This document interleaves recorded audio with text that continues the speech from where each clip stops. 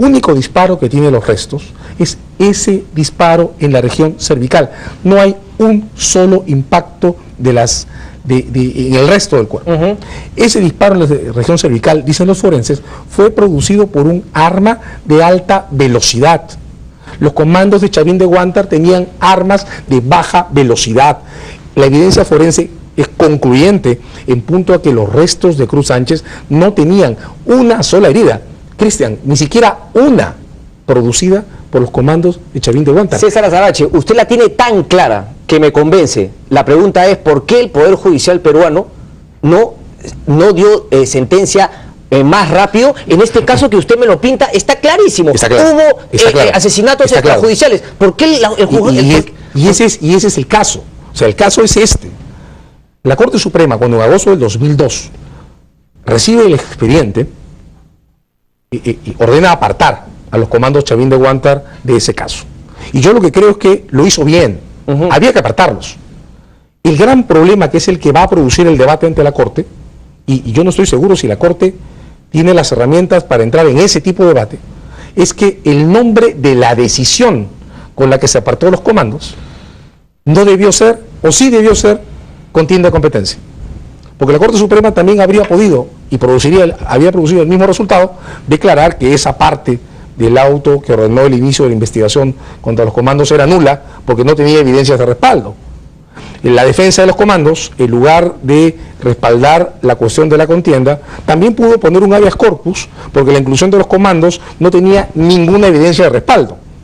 El expediente que se usó en el 2002, en agosto del 2002, o que se encontró como el único canal para resolver esto, que había sido una indebida inclusión de los comandos dentro del proceso, fue atender un pedido que la justicia militar hizo para continuar con un procedimiento que tenía otro objeto, porque también hay que decir que la justicia militar jamás investigó, y no tenía por qué investigar, las condiciones en las que se produjo el deceso de Cruz Sánchez, que es aquel al que, desde mi punto de vista, esto está en un juicio y los tribunales tendrán que decidir si esto es cierto o no, al que desde mi punto de vista ejecutaron miembros de un destacamento que era el Servicio de Inteligencia Nacional, no la Fuerza Regular del Comando. Se siguen demorando mucho para definir ese tema, ¿verdad? Bueno, pero que también te pongo un ejemplo. El primer juicio que se interrumpió por este caso, se interrumpió en la sesión 191. O sea, no es fácil discutir evidencias forenses de esta envergadura en medio de un caso que tiene cientos de testigos por declarar y muchísima evidencia forense.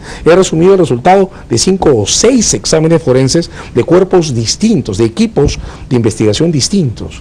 De modo que esto no es un caso simple, no es un caso en el que alguien pueda pedir una sentencia en 6 meses. César, ¿qué pasaría si es que el Estado peruano decidiese, en el hipotético caso, no lo ha hecho porque ya está contando con tus servicios, de no haber presentado ninguna defensa frente a lo que recomendaba la Comisión y que ha pasado ya a la Corte? ¿Qué sería lo que definiría la Corte si es que el Estado peruano no presentaría ninguna respuesta a esto? Varias cosas. Primera, el Estado ha estado tratando de defenderse ante la Comisión. Pero hay que decir que es una cosa completamente distinta asumir un caso ante la Comisión, donde uno está discutiendo, voy a usar comillas, con su contraparte natural, y otra distinta enfrentar un juicio, donde uno apela a que la Corte, con el profesionalismo y la independencia que tiene, pueda hacer las diferencias que la Comisión no ha hecho. Eso en primer lugar. Bueno, no, pero nosotros hemos llegado a ese tema por omisión. Yo no creo eso. Yo creo que hemos llegado a ese tema porque la evidencia del caso es tan compleja y tan abundante que no hemos logrado convencer a la Comisión de la versión correcta o de la manera correcta de interpretar los hechos. Esto, digamos, ha ocurrido ya. Yo no puedo decir que es culpa de alguien, yo no puedo decir que nadie distinto a la Comisión sea responsable de no haber entendido con precisión qué cosa ha ocurrido aquí. Y tampoco podemos decir, por una cuestión de seriedad y responsabilidad con el país, que esta historia haya sido perfectamente conducida a lo largo de los 11 años que ha demorado este procedimiento desde la primera denuncia que por un lado APRODE, pero por el otro la Procuraduría Anticorrupción pusieron sobre este caso. Es una historia muy compleja, es un caso muy difícil y nadie puede pretender que esto se resuelva en 3 o 4 meses dentro de la jurisdicción peruana. Bien, entonces te seguía preguntando, ¿cuáles serían las consecuencias si es que el Estado peruano no decidiese en un hipotético caso defender? Quería saber qué podría pasar. Bueno, sería absurdo que el Estado no se presente como está decidiendo presentarse ante la Corte a ganar este juicio. Con todas, sí. Abstenerse sería regalarle el procedimiento a la contraparte. Yo creo que ningún Estado responsable podría hacer eso, menos cuando desde mi punto de vista tenemos la razón y tenemos una verdad que contar del sistema interamericano y tenemos algo muy importante que obtener de la Corte, una decisión clara que especifique cuáles son los términos de los deberes morales que corresponde respetar en circunstancias como las que estuvieron presentes en el rescate de la embajada, pero además cuáles son los términos de los deberes morales que corresponde exigirle a un Estado que está desde el año 2000 hasta la fecha intentando estabilizar las consecuencias desfavorables que ha heredado de un régimen anterior, que preferencias subjetivas a favor o en contra, claramente no tenía una política clara para enfrentar estos asuntos desde el punto de vista del respeto de las obligaciones que establece la Convención Americana de Derechos Humanos. Y quiero decir esto, Cristian, desde mi punto de vista, este caso debe ganarse, y debe ganarse conforme a las reglas de la propia Convención Americana de Derechos Humanos, porque lo que la Comisión está intentando que la Corte declare no tiene sentido, creo yo. ¿Qué es lo que está intentando que la Comisión, qué es lo que intenta la Comisión que la Corte declare? La Comisión está intentando que la Corte declare que la decisión de la Corte Suprema de agosto del 2002, que fue la que excluyó a los 11 comandos del proceso ordinario, no estuvo arreglada a los estándares de la Convención, porque la Comisión quiere que esa decisión sea tratada conforme a las reglas usuales de la Corte Interamericana sobre la relación entre jurisdicción ordinaria y jurisdicción militar.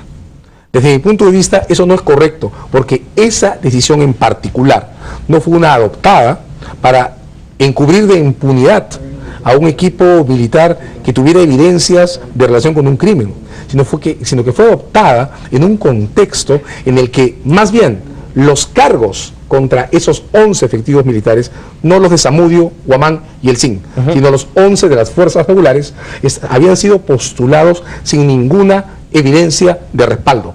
El problema real no es por qué la Corte Suprema ordenó excluir a los comandos.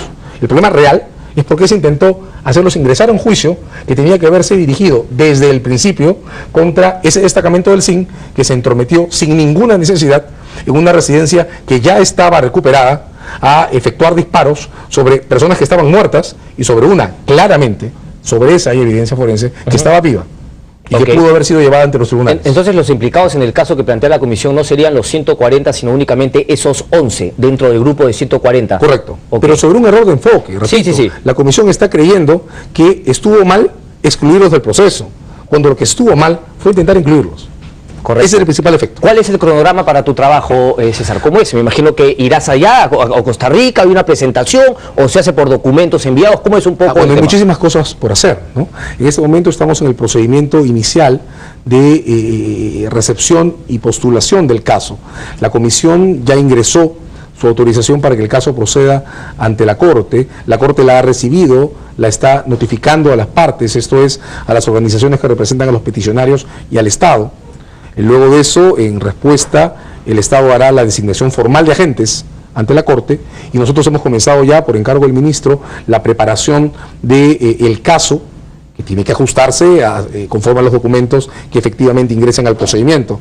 Esto comprende una serie de cosas, desde revisión de todo el material probatorio actuado a lo largo de estos 11 años sobre el caso, hasta la determinación de los testigos que el Estado propondrá y de los expertos que respaldarán la posición del Estado. Pues está claro que esta no es solo la posición de la gente, es una posición que tiene que ser construida con la convocatoria de una serie de otros sujetos, tanto institucionales, por eso la conformación de una comisión multisectorial alrededor de la defensa del Estado, como jurídicos, ¿correcto? Hay un grupo de expertos que llamar y una lista de testigos que convocar, además de que tenemos que prepararnos para el contrainterrogatorio de quienes van a ser también designados como testigos de la otra parte ante el juicio. Luego de eso, la Corte tendrá que decidir cuándo comienzan las audiencias sobre este caso y al final tendremos una sentencia que luego podrá ser discutida en 2 o 3 sentencias más, las de interpretación que corresponden y las demás que siguen a la decisión de la Corte. Correcto. César, déjame para terminar preguntarte cuál es tu punto de vista, tu sensación respecto a las organizaciones de derechos humanos aquí en el Perú. ¿Tú crees que cumplen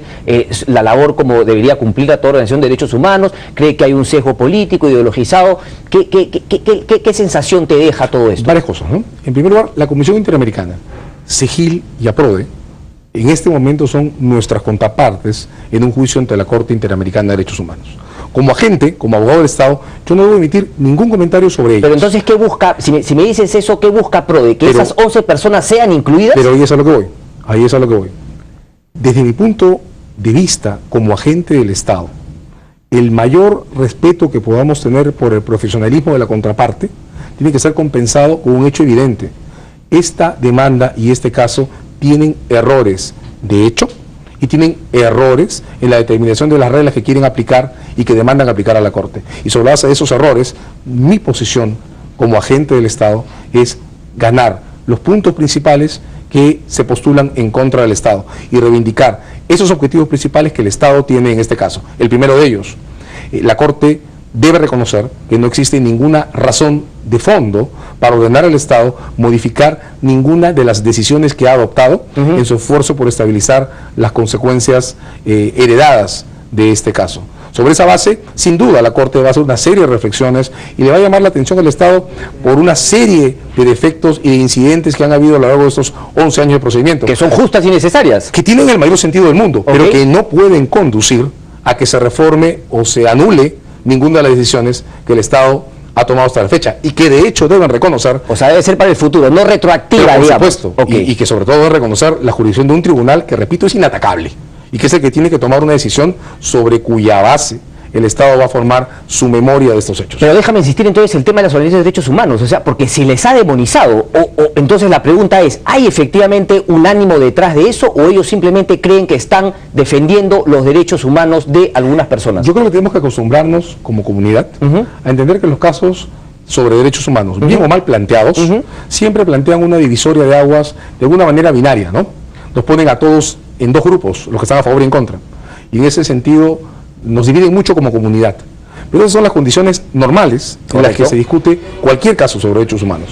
Y eso debemos encararlo con la mayor responsabilidad que nos corresponde. La responsabilidad y seriedad, ¿no? Pero por supuesto. Lo creo que no podemos pretender adoptar posiciones sobre quiénes presentan los casos o para qué los presentan. Los casos hay que ganarlos. Hay que ganarlos con razones legales y ante los tribunales. Y eso es el encargo que tengo asumido y eso es lo que planeo hacer ante la Corte. Bien, César. Muchísimas gracias. Cristian, un placer. Vamos a hacer una pausa y regresamos con más. No se muevan.